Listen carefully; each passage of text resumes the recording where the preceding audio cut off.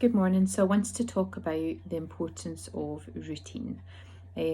Whether we realised it before, we're probably very aware now that we are all creatures of habit.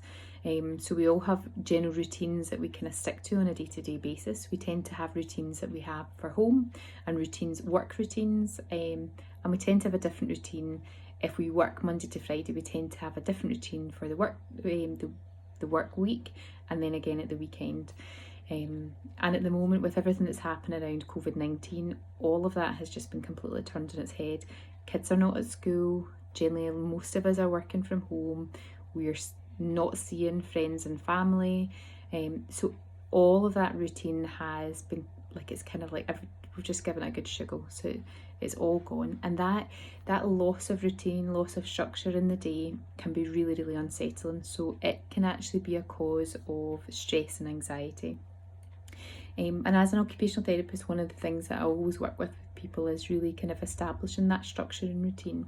So I think it's one of the things I think is really important for everybody to do is to kind of try and create a new routine, a new structure.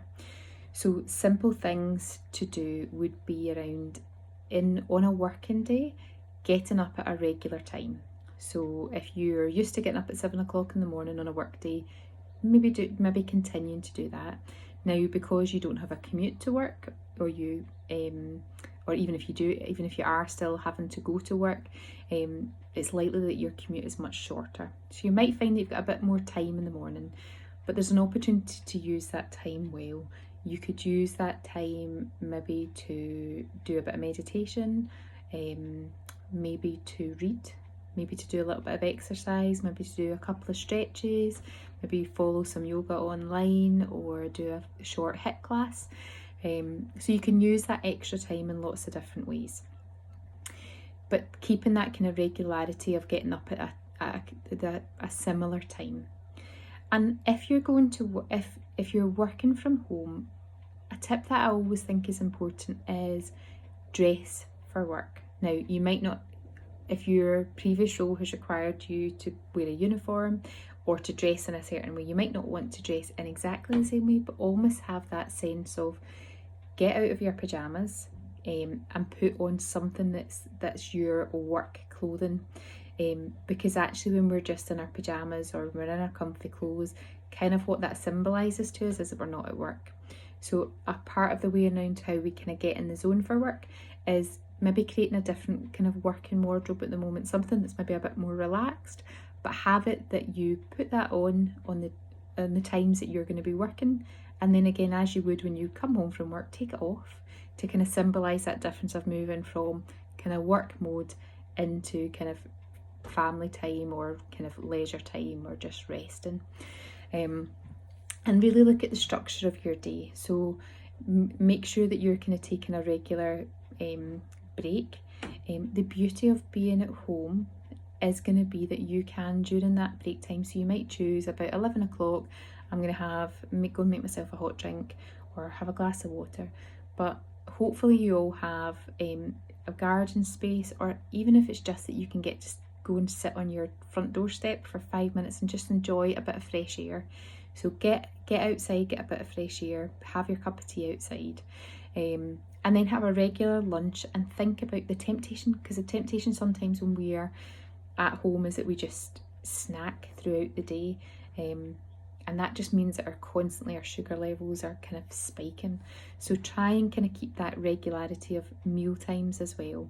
So kind of eating at regular times, using the opportunity that we have at home. Now, if the kids are at home, this is going to be more difficult but it's maybe about also looking at if you're helping them with schoolwork, so structuring your day to say like this is the time that I need to kind of really look at work, but then I'm going to have time and I'm going to do something with the kids, do something fun with the kids.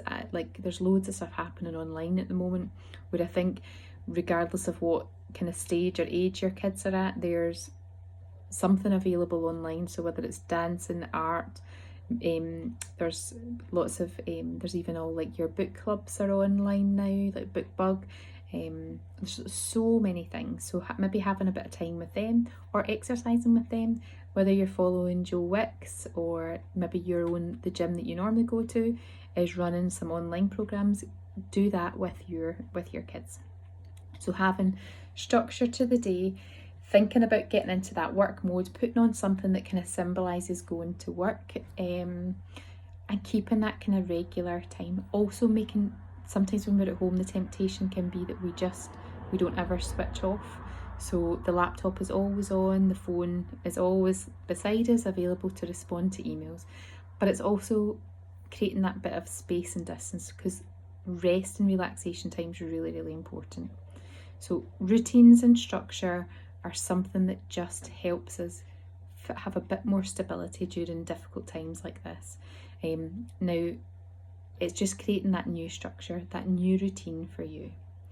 And I hope, so if anybody has any questions about it, please get in touch.